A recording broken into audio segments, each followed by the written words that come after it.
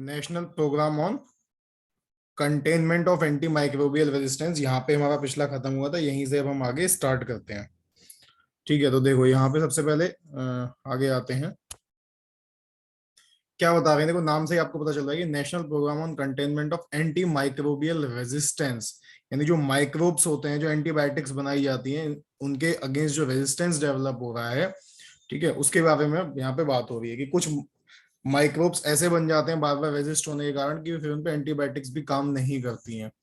ठीक है, तो जो माइक्रोब्स के अंदर जो रेजिस्टेंस डेवलप हो रहा है उसको किस तरीके से रोका जाए, उसको लेकर के प्रोग्राम लॉन्च किया गया था। उसमें देखो क्या है कि the rapid spread of multi-resistant bacteria and the lack of new antibiotics। ठीक है, ये वाली चीज ध्यान रखना, spread of multi-resistant bacteria and the lack of new antibiotics to treat infections caused by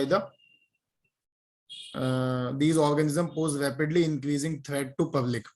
Government of India has launched a national program on containment of antimicrobial resistance under 12th 5-year plan, 12वीं पंचवर्षीय योजना। इसको highlight कर लेना, mute कर लो किसी का unmute है। Then the main objective of this program क्या क्या है, सबसे पहला to establish a laboratory based AMR यानी antimicrobial resistance surveillance system of 30 network lab in the country। Total 30 ऐसी लैब्स बनानी है जहां पे इस चीज का सर्वेलेंस किया जाए कि लोगों में कितनी ज्यादा एंटी माइक्रोबियल रेजिस्टेंस, जो कुछ माइक्रोब्स हैं उनमें कितना ज्यादा रेजिस्टेंस डेवलप हो गया, एंटीबायोटिक्स जो है वो कितनी ज्यादा रेजिस्ट हो चुकी हैं, कितनी काम कर रही हैं लोगों पे, कितनी नहीं कर रही हैं, कौन सी एंटीबायोटिक्स अभी भी काम करती हैं, कौन सी नहीं करती। इसका एक बहुत बड़ा एग्जांपल है सिप्रोफ्लॉक्सासिन है, आज के टाइम में सबसे ज्यादा रेजिस्ट एंटीबायोटिक है, क्योंकि गवर्नमेंट हॉस्पिटल्स में बहुत मिली है, बहुत मिस यूज भी हुआ है इसका। ठीक है, तो labs in the country and to generate quality data on antimicrobial resistance for pathogens of public health का importance। उसके बाद टू स्ट्रेंथन इन्फेक्शन, इसमें क्या किया गया कि इन्फेक्शन कंट्रोल गाइडलाइंस और प्रैक्टिसेस को स्ट्रेंथन करना है, कि इन्फेक्शन को कैसे कंट्रोल करना है, उसके लिए अच्छी गाइडलाइंस देनी है, और पहले से पहले उसके लिए जो भी जरूरी चीजें हैं या जो भी अवेयरनेस है उसको प्रोवाइड करना है। And promote rational use of antibiotics. Generally देखा होगा आपने क्वेकरी में क्या करते हैं कि कोई भी पेशेंट आया उसको सबसे पहले कुछ भी दवाई देनी है, साथ में एक एंटीबायोटिक जरूर देनी है, ऐड करनी ही करनी, चाहे उसको वायरल डिसीज हो, चाहे वायरल जुकाम हुआ है, वायरल फीवर हुआ है, लेकिन एंटीबायोटिक जरूर ऐड करनी है। तो उस चीज के खिलाफ था कि उसमें प्रमोट करना है रैशनल यूज ऑफ एंटीबायोटिक्स, जितना जरूरी हो बस उतना ही यूज किया जाए। Then to generate awareness among healthcare providers and in the community about rational use of antibiotics। लोगों को भी इसके बारे में अवेयर करना है, ना केवल डॉक्टर्स को बल्कि जो अदर हेल्थ केयर प्रोवाइडर्स हैं और जो कम्युनिटी है उसको खुद को भी अवेयर करना कि भाई ऐसा नहीं, मान लो डॉक्टर ने आपको एंटीबायोटिक लिखी और बोला कि 6 या 7 दिन का कोर्स है और आपने वो 3 दिन में ठीक हो गया, आपने खा के बंद कर दिया, ठीक है, खाना छोड़ दिया, बीच में मेडिसिन लेनी छोड़ दी, तो ये भी एक रेजिस्टेंस का बहुत बड़ा रीजन होता है कि एंटीबायोटिक्स के कोर्स को पूरा ना करना। ठीक है, तो इस बारे में सब अवेयरनेस फैलानी थी। नेक्स्ट अब आ जाते हैं नॉन कम्युनिकेबल डिसीजेस पे। ठीक है, इनके लिए जो भी प्रोग्राम्स हुए सारे आप देख रहे हो, सब नॉन कम्युनिकेबल डिसीज, इनको एक एक करके हम लोग पढ़ते हैं। सबसे पहले नेशनल टोबैको कंट्रोल प्रोग्राम, जो मैंने आपको बताया था NTCP जिसकी फुल फॉर्म है। इसमें देखो क्या है, यहाँ पे कुछ मेन बात है जिनको ध्यान में रखना है बस आपको, बहुत ज्यादा को नहीं। सबसे पहले देखो, आप जानते हो टोबैको यूज एक बहुत बड़ा रिस्क फैक्टर होता ही है, क्रॉनिक डिजीज है, कैंसर है, लंग डिसीज है, कार्डियोवैस्कुलर डिसीजेज है, इन सब चीजों में। ठीक है, तो यहाँ पे आपसे ये नहीं पूछा जाएगा, आपसे जो चीजें पूछी जाएंगी वो आती हैं जैसे एक फैक्ट है कि India second largest producer and consumer है टोबैको का, सेकंड लार्जेस्ट प्रोड्यूसर भी है एंड सेकंड लार्जेस्ट कंज्यूमर भी है।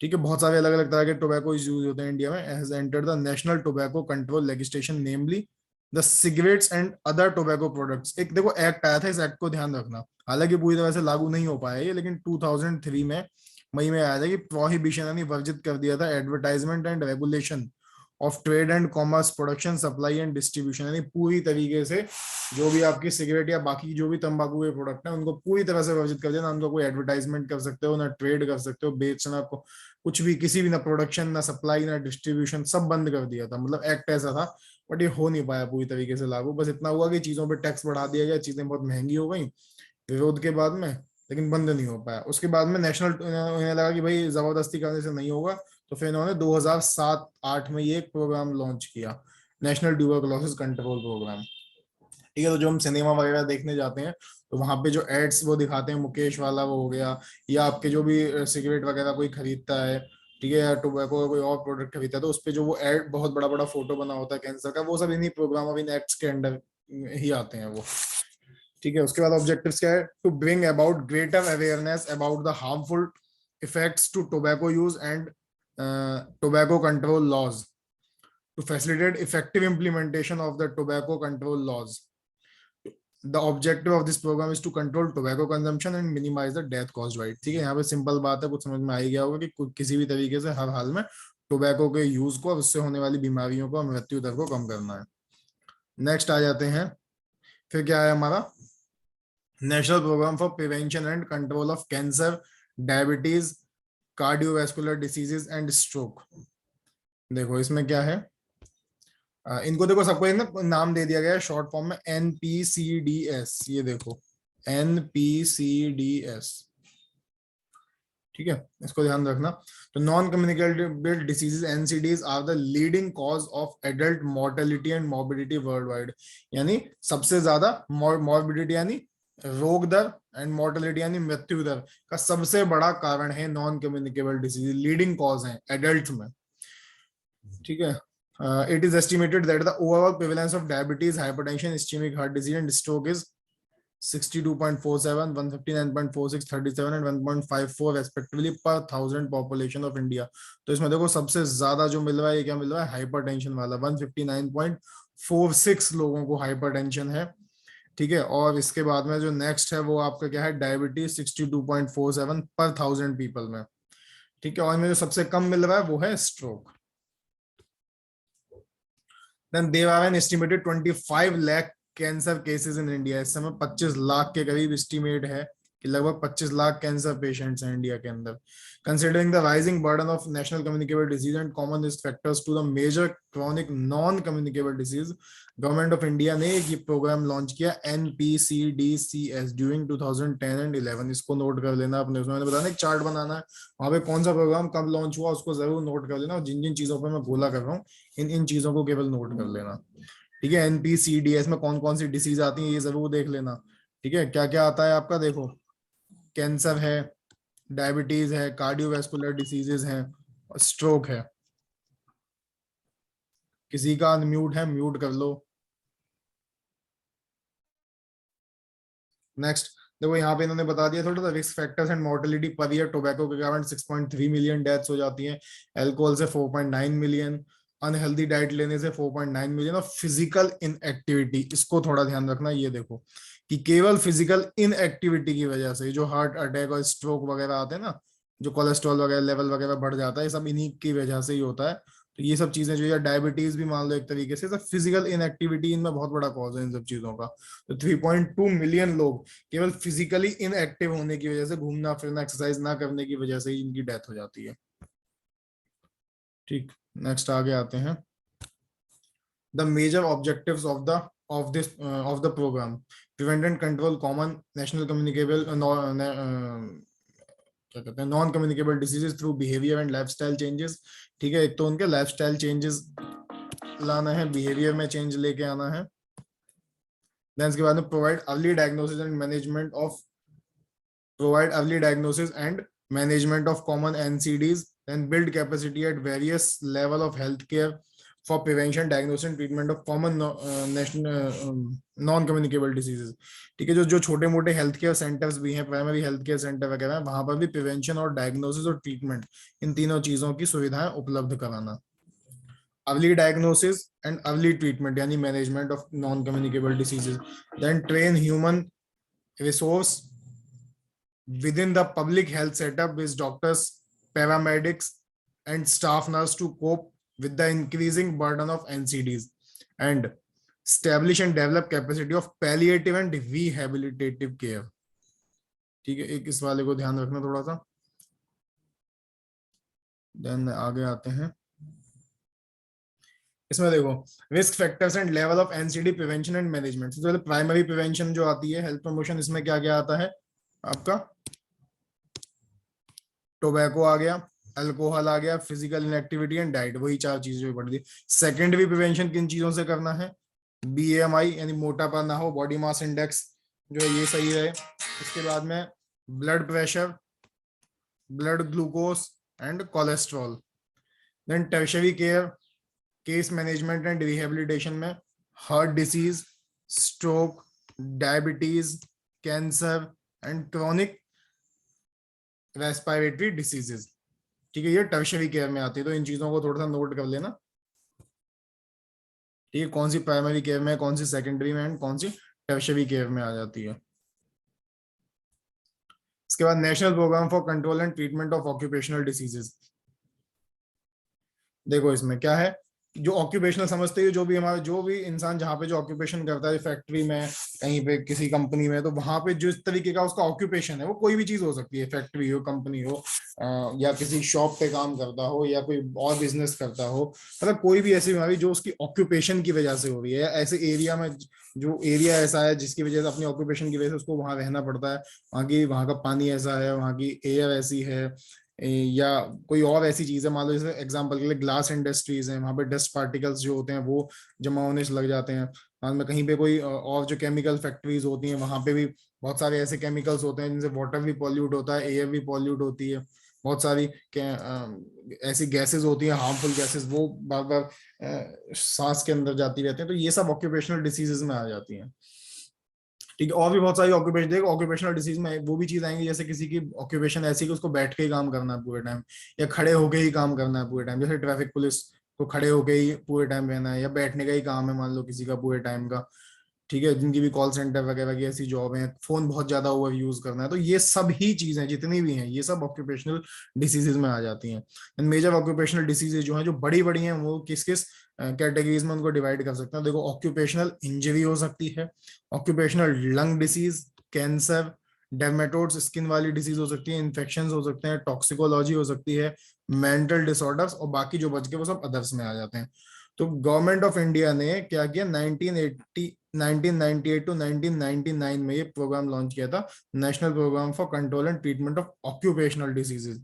The national institute of occupation, ये याद रखना, जो ये है national institute of occupational health, ठीक है, ये कहाँ है, अहमदाबाद गुजरात में, आईसीएमआर के ही अंदर है। इसको नोडल एजेंसी बनाया गया इन सब के लिए, बाकी और छोटे छोटे कई जगहों पे बनाए होंगे, लेकिन जो सबसे मेन है सेंटर इसका, occupation national institute of occupational health, ये अहमदाबाद गुजरात में है, आईसीएमआर के अंदर। ठीक, इसके बाद आगे आते हैं, then national programme for prevention and control of deafness. देखो, national programme for prevention and control of deafness में, समझ डेफनेस का मतलब समझ में आ रहा है, बहरापन, बहुत सारी कम वजह होती है जिनकी वजह से बहरापन आ जाता है। देखो यहाँ पे क्या कह रहा है, hearing loss the most common sensory defect deficit in human today, world over it is the second leading cause of for years lived with disability. ठीक है, जो बहुत सारे लोग कई सालों तक डिसेबिलिटी के साथ जीते हैं, उनमें सबसे बड़ा जो सेकंड लीडिंग कॉज है वो क्या है, deafness, बहरापन। There are large number of hearing impaired young people in India, which amounts to be a severe loss of productivity, both physical and economic. बहुत सारे ऐसे लोग हैं जो कि डेफ हैं, बहरे हैं, उसकी वजह से क्या होता है, इंडिया की प्रोडक्टिविटी को भी सीवियर लॉस होता है, फिजिकली भी और इकोनॉमिकली भी। एक बात समझो आपने, कोई भी डिसेबल्ड पर्सन है किसी भी तरीके से, तो कहीं ना कहीं उसकी काम करने की क्षमता, ये माना जाता है सामान्यतः, वो एक जो डिसेबल्ड पर्सन नहीं है उसके कंपैरिजन में कम हो जाती है। कोई भी बात बोल रहे हो, उसको सुनाई नहीं आ रही है, वो करेगा कैसे। तो उससे क्या होता है, देश की जो एक प्रोडक्टिविटी होती है, जो इकोनॉमी होती है, उस पर वो लोग बजाय हेल्प के उल्टा वहां पे बर्डन बनने लगते हैं। ठीक है, तो द प्रोग्राम, वो सब नहीं, वो कुछ लोग होते हैं अपनी डिसेबिलिटी को ही अपनी ताकत बना लेते हैं, बट मैक्सिमली ऐसा होता है। ठीक है, तो productivity both physically and economic, the programme was initiated in year 2007, ये याद रखना 2007 में लॉन्च किया गया। ऑब्जेक्टिव क्या है, to prevent the avoidable hearing loss on account of disease और इंजरी, कोई चोट लगी है या कोई बीमारी है जिसकी वजह से अगर हियरिंग लॉस हो रहा है तो उसको प्रिवेंट करना, अवॉइड करना, बचाना। अर्ली आइडेंटिफिकेशन, जल्दी से पहचान करना, डायग्नोसिस करना और ट्रीटमेंट करना ये प्रॉब्लम्स का, जो आगे जाकर के डेफनेस का कारण बन सकती हैं, उनको पहले ही ठीक कर लेना, पहचान लेना। To medically rehabilitate person of all age group suffering with deafness, then to strengthen the existing intersectoral linkages for continuity of the rehabilitation programs for persons with deafness, to develop institutional capacity for ear care services by providing support for equipment and material and training personnel। ठीक, तो यहाँ पे आप जो main मुद्दे की बात जो मैंने अंडरलाइन या गोला कर ली उनको ध्यान रख लेना आप। इसके बाद नेक्स्ट आते हैं मेंटल इलनेस की बात आ रही है। तो एक प्रोग्राम आया नेशनल मेंटल हेल्थ प्रोग्राम। इसमें क्या था, the government of India has launched a national mental health programme NMHP in 1982। इसके ऑब्जेक्टिव्स क्या थे, to ensure the availability and accessibility of minimum mental health care for all the foreseeable future, particularly to the most vulnerable and underprivileged sections of the population। ठीक है, mental health को ऐसे हल्के में नहीं लेना चाहिए, अपने आप में बहुत बड़ी बात है। तो कब लॉन्च किया गया था प्रोग्राम, NMHP 1982।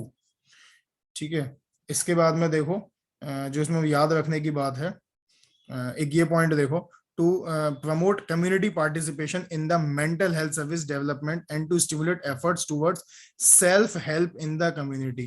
ठीक है, तो लोगों को अवेयर करना पार्ट की भाई मेंटल हेल्थ डेवलपमेंट में पार्टिसिपेट करवाओ।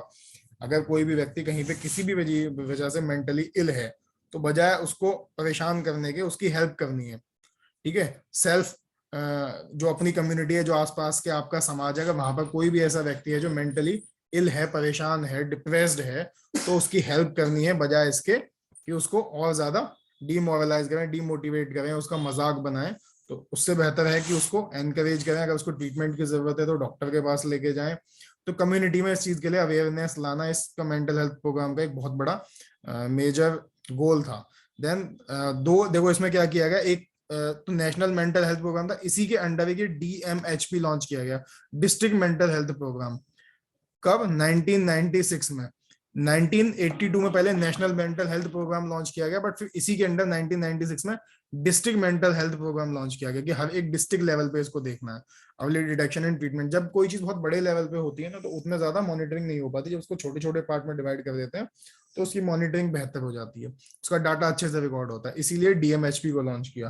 The main objective of DMHP is to provide community mental health services and integration of mental health with general health services through decentralization of treatment from specialized mental hospital based care to primary health care services। ठीक है, तो जब इनका main मकसद क्या था कि बहुत बड़े बड़े हॉस्पिटल्स में जाने की बजाय, देखे ना, decentralisation of treatment from specialised mental hospitals based care to primary health care services. उनको क्या करना है, जो प्राइमरी हेल्थ केयर सर्विसेज है वहीं पर ही जो इसके लिए कुछ प्राइमरी इनिशिएटिव्स लिए गए कि मेंटल हेल्थ को लेकर के जो थोड़ी बहुत पहले मान लो काउंसलिंग है या कुछ मेडिसिन की बात है, तो वो चीजें प्राइमरी हेल्थ सेंटर लेवल पे पहुंच जाए। सीधा ये ना हो कि सीधा सीधा जो बड़े बड़े स्पेशलाइज्ड मेंटल हॉस्पिटल्स हैं पेशेंट्स वहीं पे ही जाए, वहां से डिसेंट्रलाइज करना था इसको।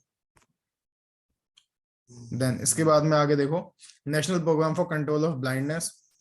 तो यहाँ पे the national programme for control of visual impairment and blindness was launched in 1976 as a 100% centrally sponsored, 1976 as a 100% centrally sponsored and incorporates the earlier trachoma control program that was started in 1963।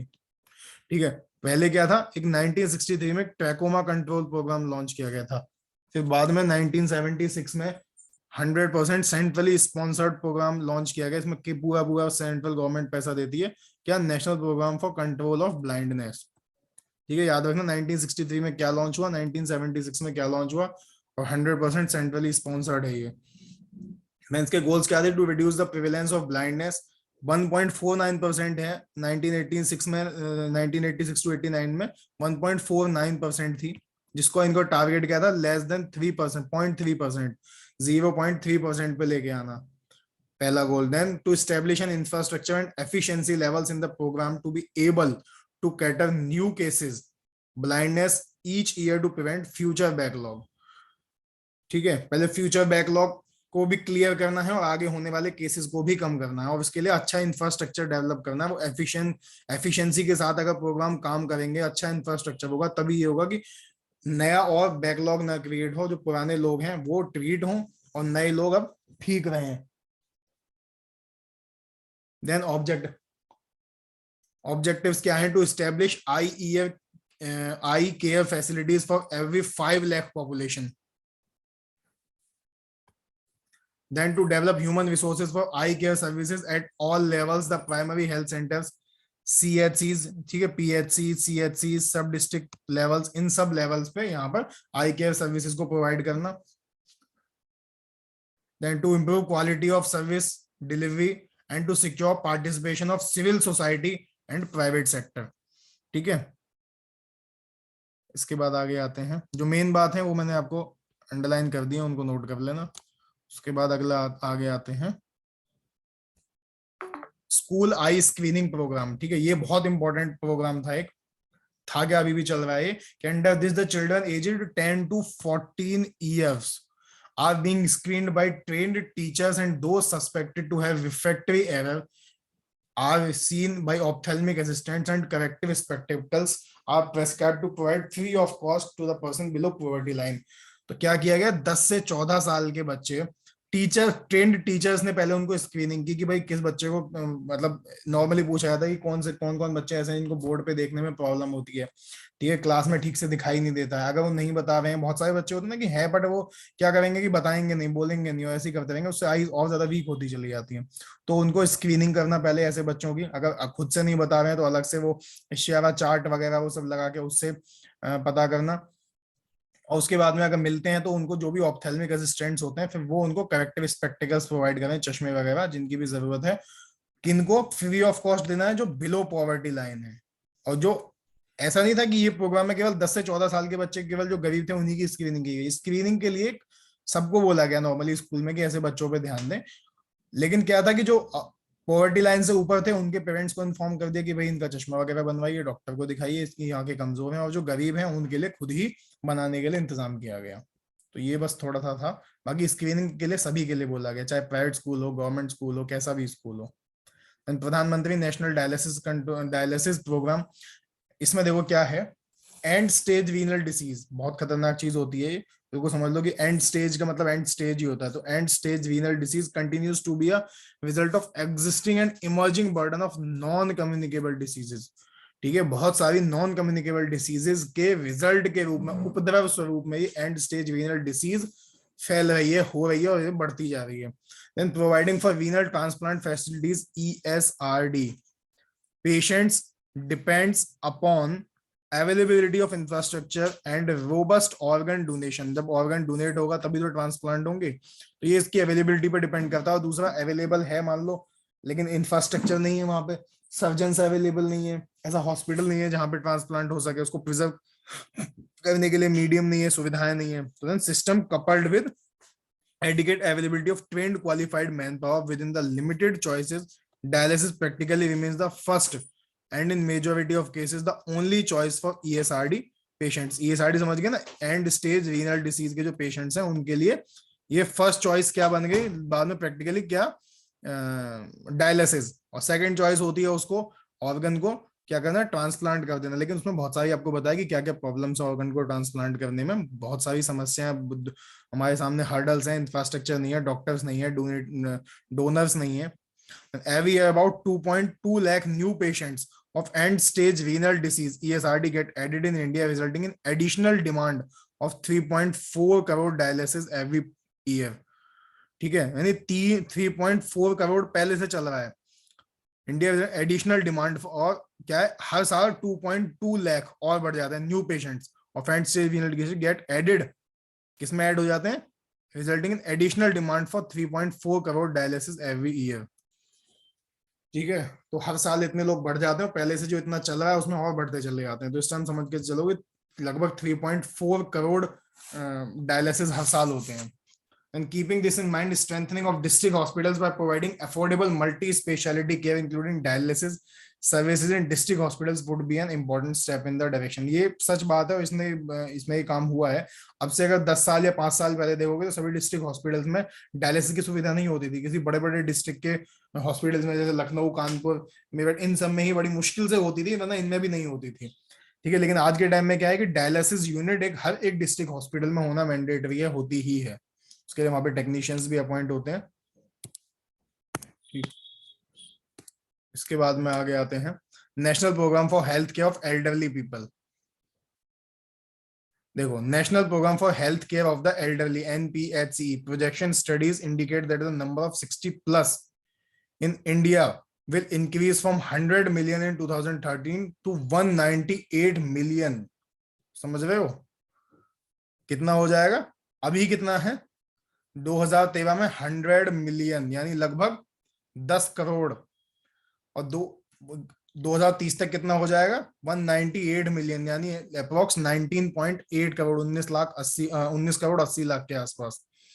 Non communicable diseases requiring large quantum of health and social care are extremely common in old age irrespective of socio economic status. इस बात से कोई मतलब नहीं है कि वो इंसान गरीब है या अमीर है।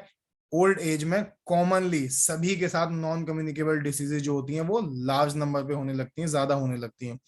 ऐसा नहीं कि केवल जो गरीब है बुजुर्ग हैं उन्हीं में होती हैं, चाहे अमीर हो या गरीब हो। नॉन कम्युनिकेबल डिसीजेज हार्ट वगैरह की सारी चीजें देखते हो आप, डायबिटीज, हाइपरटेंशन, तो ये कोई ऐसा नहीं कि गरीब लोगों में ही ज्यादा होती हैं। ये तो बल्कि मैं कहूँ तो जो अमीर समृद्ध लोग हैं उनमें ज्यादा होती है नॉन कम्युनिकेबल डिसीजेज। जो कम्युनिकेबल डिसीज इन्फेक्शन से फैलने वाली हैं वो पुअर लोगों में ज्यादा होती हैं। Then disabilities resulting from these non-communicable diseases are very frequent, which affect functionally compromising the ability to pursue the activities of daily living. Then the National Program for Health Care for the Elderly is a modest attempt to provide a comprehensive health care setup completely dedicated and tuned to the needs of the elderly. The interventions are designed to capture the preventive, curative and rehabilitative aspect in the geriatric field. ठीक है, हमारे यहाँ पे क्या कहते हैं इसको, कौन सी चिकित्सा? जरा चिकित्सा, रिहेबिलिटेशन सेंटर्स, प्रिवेंशन, क्योर, ये सारी चीजें इन पे जोर दिया गया। तो बेसिकली जो हमारा सिद्धांत है, ठीक है, स्वस्थ से स्वास्थ्य रक्षण मातृवस्य विकार रक्षण, फाइनली वो इनको समझ में आया। और अब जो आप देखो जो नए हेल्थ एंड वेलनेस सेंटर बन रहे हैं वो इन्हीं को, बच्चों को, महिलाओं को, मतलब महिला मतलब जो प्रेग्नेंट वुमन है, जो छोटे बच्चे हैं और जो बुजुर्ग हैं, केवल उन्हीं के लिए स्पेशली वहां पे सुविधाएं प्रोवाइड कराई जा रही है। मेनली उन्हीं को फोकस करते हुए जो new health and wellness centres हैं उनको डेवलप किया जा रहा है। ठीक है, इसके बाद में आगे देखते हैं फिर क्या है। The vision and objective of NPHCE क्या है?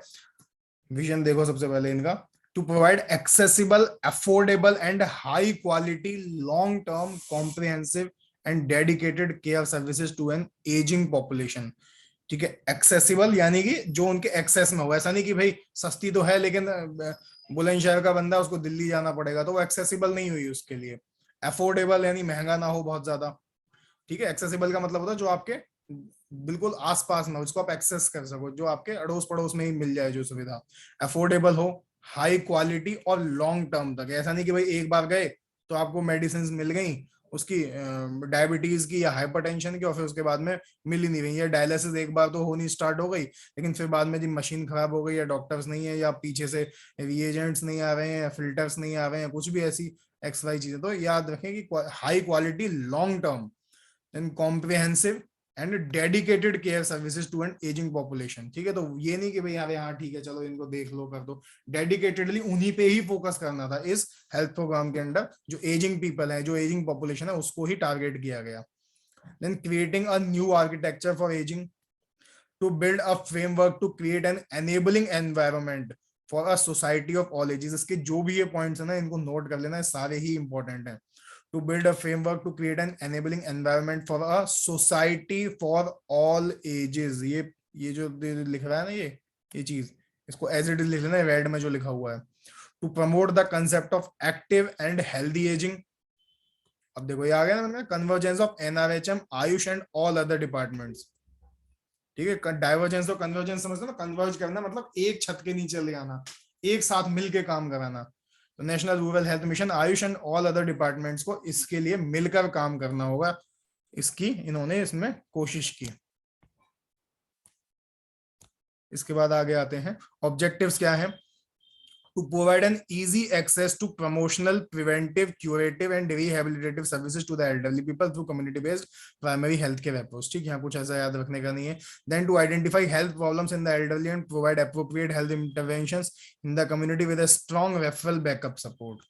ठीक है, अगर मान लो आपका जो भी हेल्थ केयर सेंटर है, प्राइमरी या सेकेंडरी, वहां पे कोई बुजुर्ग आया और अगर वहां उसके लायक सुविधा वहां पे नहीं है तो एक स्ट्रॉन्ग रेफरल बैकअप सपोर्ट होना चाहिए। ठीक है, कि वहां से आगे हायर सेंटर पे भेजे हो तो वहां पे उसके लिए फैसिलिटीज होनी चाहिए। Then to build capacity of the medical and paramedical professionals as well as the caretakers within the family for providing health care to elderly। जो भी बुजुर्ग लोग हैं उनकी केयर के लिए न केवल मेडिकल और पैरामेडिकल प्रोफेशनल्स को ट्रेन किया जाए, उनकी कैपेसिटी बिल्ड की जाए, बल्कि उसके अलावा जो उनका ध्यान रखने वाले केयर टेकर्स हैं उनकी फैमिली में, उनको भी उसके लिए ट्रेन किया जाए, उनके लिए अवेयर किया जाए, मोटिवेट किया जाए। ठीक। Then national programme for prevention and management of burn injuries. National programme for prevention and management of burn injuries में देखो, burn is a major public health problem all over the world.